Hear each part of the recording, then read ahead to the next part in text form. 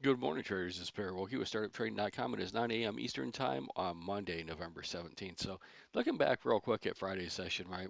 The overnight was just bleeding down, coming to some key technical support levels, and then just once the bell rang, it lifted up. But it only lifted up, and I mean, it was a good run for those of us that were in it.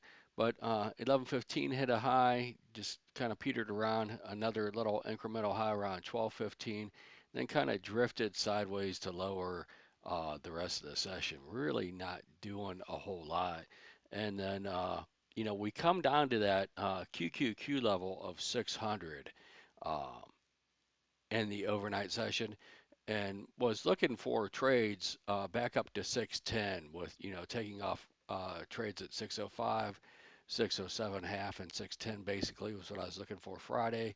That played out. And we also had a split distribution uh, right around where we topped out around that 613 on the Qs, right around this 25,300. So that's still gonna be a level going forward.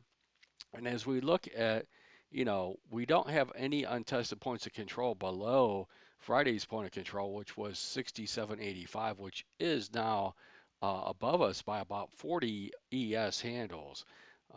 And then, nothing going all the way back until September 10th would be the next lower untested point of control, and that's all the way down at 65.40 basically. So we'll see this morning. I think one of the key things will be, do we get back up and, can there be any trades above 67.85? We'll just have to see, but you could, any runs up, I would start getting out of at this point in time, right around 67, 42 or 67.82 to 83, right in there. Just kind of sit on your hands, see if it can go above 85, and then, you can, look for the next trade after that.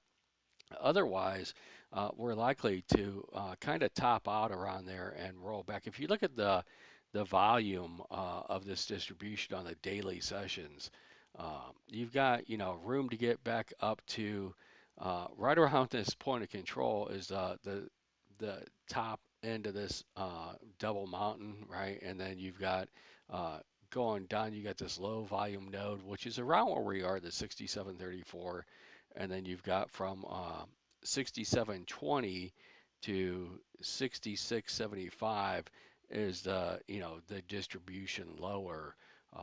That really we haven't spent any time in that distribution since October 17th.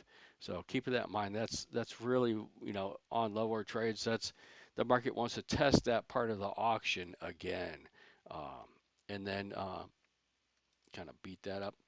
So we had some poor structure on that run up Friday, right? And then we had overnight tonight we got up over Friday's bell high, and then just kind of ticked back down. And then you've got splits in the auction, right? There's one auction that runs uh, below 24,970 down to 24,860. This is one auction.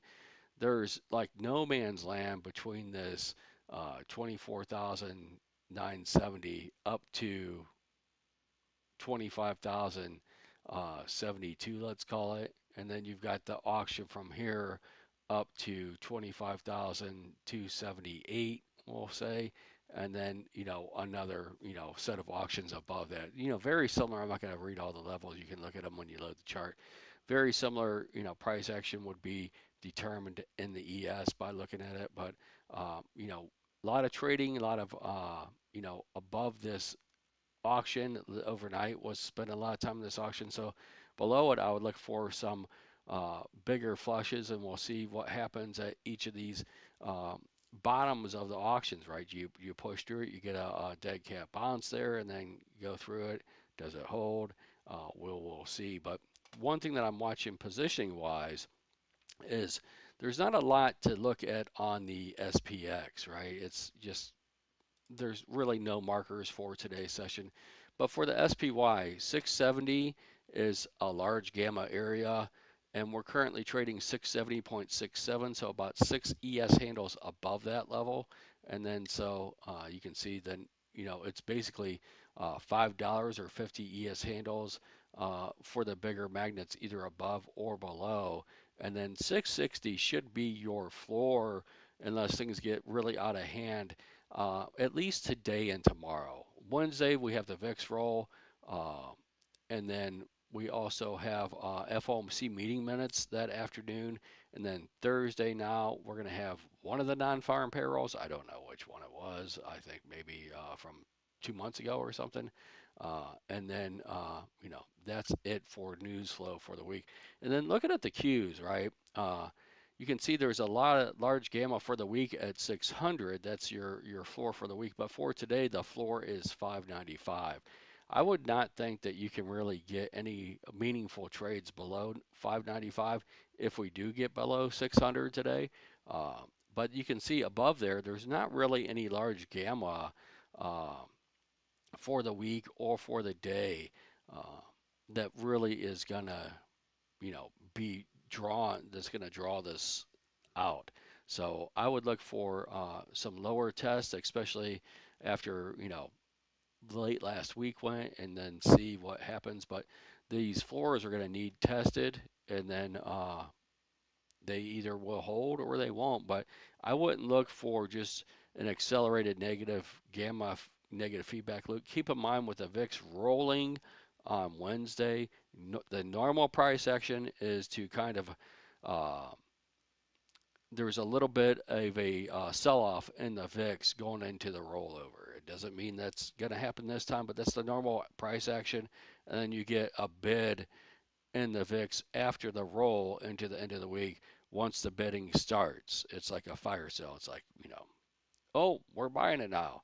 And then people just rush in. It's, uh, sheep herding or whatever. But the normal action would be that, any rise in the VIX between now and Wednesday morning is just going to be sold. So watch getting to, as if you're short the market, right, then you see a pop in the VIX, you're going to want to start tightening up your stops or just start looking to kind of base out of that because it's probably going to revert back higher. There's what I'm looking at for today, and we'll see how the session goes. We'll see what Jack's looking at next. Have a great day, and I'll talk to you tomorrow.